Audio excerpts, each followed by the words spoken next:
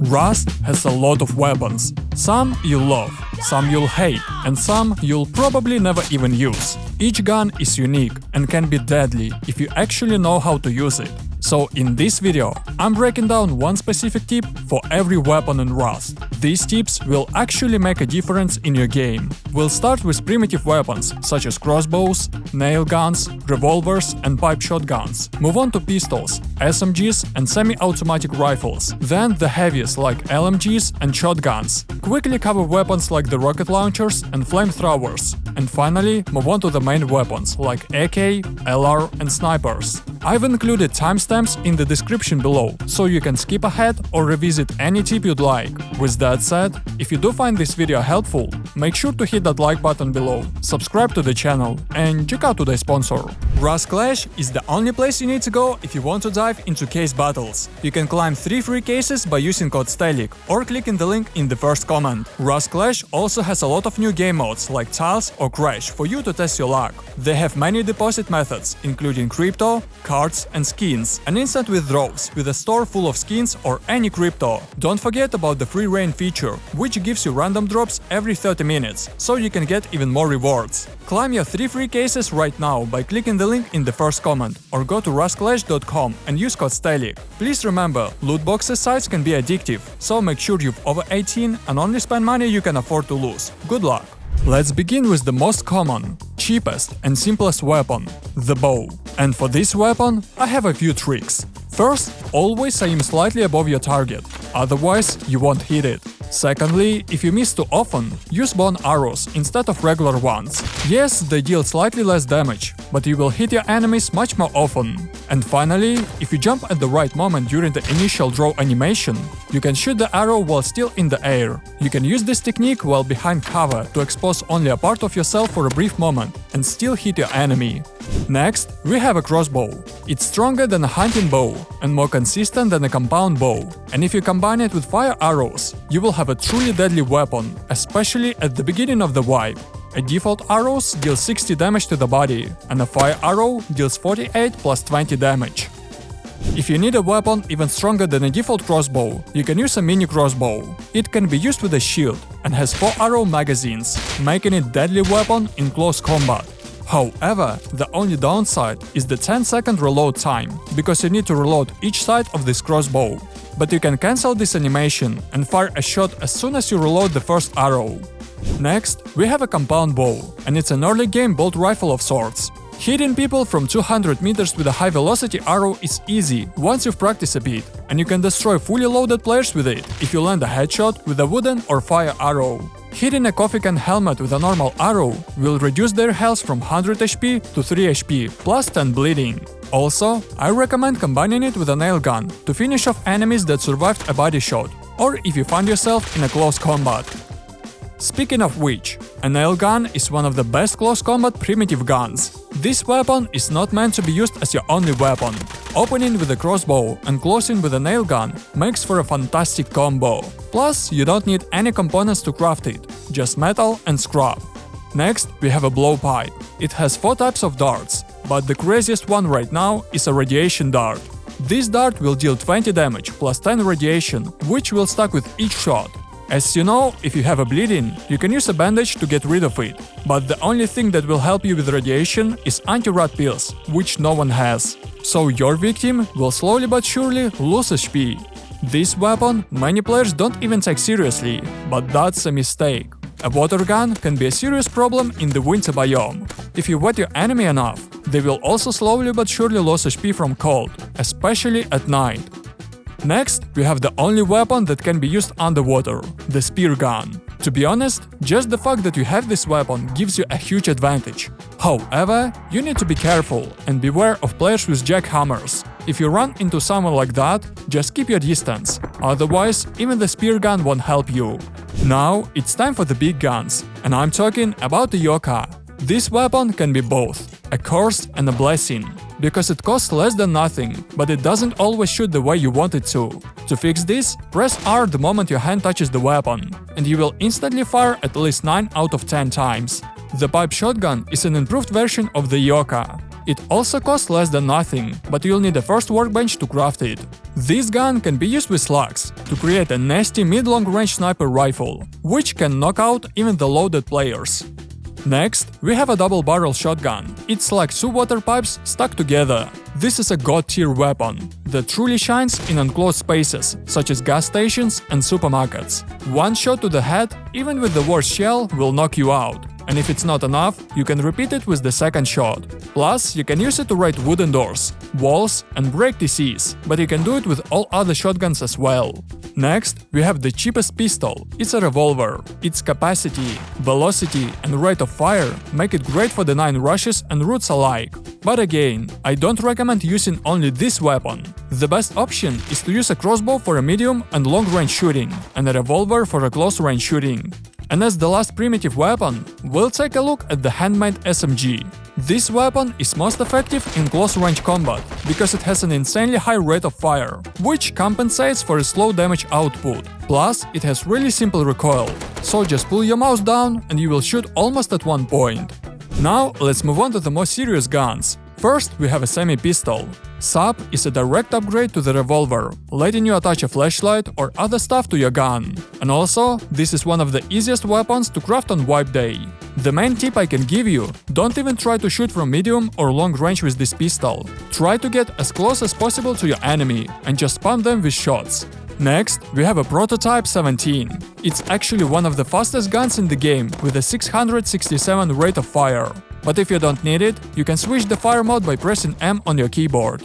And here is one of my favorite pistols, an M92. It can't be crafted, so the only way to get it is to buy it from the bandit camp or to find it in a crate. And if you combine it with a laser sight, you will get the perfect roaming gun with low recoil and high fire rate and damage. Next, we have a Python. This weapon works best when fired slowly, one round at a time. However, if you find yourself in close combat, you can start spamming shots, as this pistol has a very high rate of fire. But the best use for this weapon is to throw it in a turret, because a turret like this can take out any player in a matter of seconds. And the last pistol on our list is a high-caliber revolver. This weapon has the best accuracy and highest amount of damage out of all pistols, so it really shines at medium or long ranges. However, it has the lowest rate of fire, so this weapon is only good for roof campers if you don't have a sniper rifle yet. Now let's move on to SMGs. And the first weapon here is a custom SMG. It has low recoil, making it really easy to control, but it also chews through your ammo quite quickly. You can find it in a large present, but only with a 7% chance, or you can buy it from a traveling vendor for about 100 scrap. Next, we have a Thompson. This weapon has one of the easiest recoil patterns in the game. Just slowly pull your mouse down when you shoot, and you will hit almost all shots at your target. And finally, an MP5. You can change firing modes by pressing M. Burst mode seems to be more accurate for medium-long distances. However, this gun is a beast at close or mid-range distances, thanks to its fire rate and decent damage. Let's move on to semi-rifles. SAR is definitely one of the best weapons for mid-game. It's very cheap, it has low recoil and high accuracy. If you combine it with a handmade sight and a laser sight and sit while shooting, you will get one of the most accurate weapons in the game with simple recoil. The SKS is a relatively new weapon that has higher damage and rate of fire than a SAR, but you need a third workbench to craft it. However, if you combine it with a hollow sight, gas compression overdrive and extended mag, you will get one of the deadliest weapons in the game. And finally, the M39 rifle. This is the perfect middle ground between semi-auto rifle and bolt-action rifle, because it's highly accurate and has high damage, but you can still fire off many shots quickly. Plus, it's a pretty quiet gun without any attachments. Also, the bullets have zero travel time and almost zero spread, making it an extremely great weapon at a long-range distance. Let's move on to shotguns and LMGs. The pump shotgun is the best weapon for raids if you don't have any explosives. For only 2700 sulfur, cheaper than all other raiding methods, you can destroy a stone wall. It takes about 15 minutes, but if you have a teammate, it will only take you 7 or 8 minutes. The SPAS 12 is the second best shotgun in the game, with the highest rate of fire. If you are lucky enough to find this shotgun, be sure to keep it in your base next to your bed or sleeping bag. This is the perfect weapon for raid defense, even against clans, because it's really deadly at close range combat. And here is the best weapon for close-range combat, an M4 shotgun. Yes, it's a little slower than SPAS, but it deals much more damage. If you're within 40 meters of your enemy, they're done. But don't use this gun in open fields, because it really shines when you're playing in forests and buildings. Next, we have a handmade, belt-fed light machine gun. Surprisingly, it's very decent at hitting targets at 300 meters with a NITEX scope, so it's the perfect multi-purpose weapon. Plus, it's one of the best weapons for raids with explosive ammo. Minigun, on the contrary, is the worst weapon in my opinion. It's not repairable and cannot be reloaded without a second workbench nearby. The only way to use this weapon is to place it in a turret, but it makes a spinning sound, so everyone will know that there is a minigun inside the base. And finally, we have the best weapon in the game, an M249. The M249 can shoot exactly 2000 rounds of any ammunition before breaking, while in mint condition. It has one of the easiest recoils, highest rate of fire and damage, and it has a magazine capacity of 100 bullets. There is a 20% chance of getting one from each helicopter you take down. So kill 4 helicopters and you'll get one, or 2 if you're lucky. Next, we have a rocket launcher. Use high-velocity rockets for blowing up turrets, traps and people. Use normal rockets to blow up buildings. And use fire rockets to burn everything and everyone inside the base you're raiding. The multiple grenade launcher is a really useful gun. It can be a grenade launcher, smoke grenade launcher or a shotgun. The main thing you need to understand is to always aim above your target. The flamethrower is one of the best weapons to raid wooden doors or walls. Yes, you'll need quite a lot of low-grade fuel, but your raid will be completely silent. For example, if you raid with a shotgun, it will be heard almost on the other side of the map. The military flamethrower is an improved version of the default flame gun. It deals 14 damage per attack instantly, no matter what armor your enemy have, because there is no clothing in the game that protects from fire. And finally, let's move on to the big four: an AK, LR, bolt rifle and L96 rifle. AK has one of the most difficult recoils in the game, but to simplify it as much as possible, you need to slowly drag the mouse down and to the left while shooting. Also, every AK on the server has its own story, and a single one may have switched hands over 50 times. By the way, if you want to learn how to win every PvP in Rust, be sure to watch this guide on my channel. I'll leave a link to this video in the description below. As for the LR, it has the strangest recoil in the game, which is difficult to control. That's why if you're in close combat, just drag the mouse down while shooting. If your enemy is far away, press M to activate burst fire and shoot 3 rounds. This weapon has less damage, but at range definitely will outclass an AK.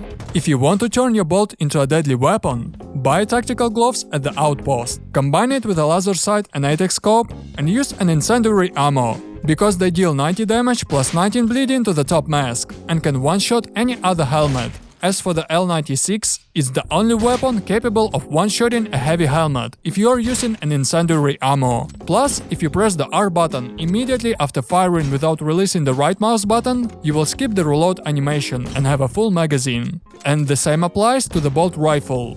Write in the comments below what other tricks you know for these weapons. I'm really interested in hearing something new. And if you want to learn more about Rust, then in this video, I'm gonna show you 20 tips and tricks you need to know in Rust to level up your game.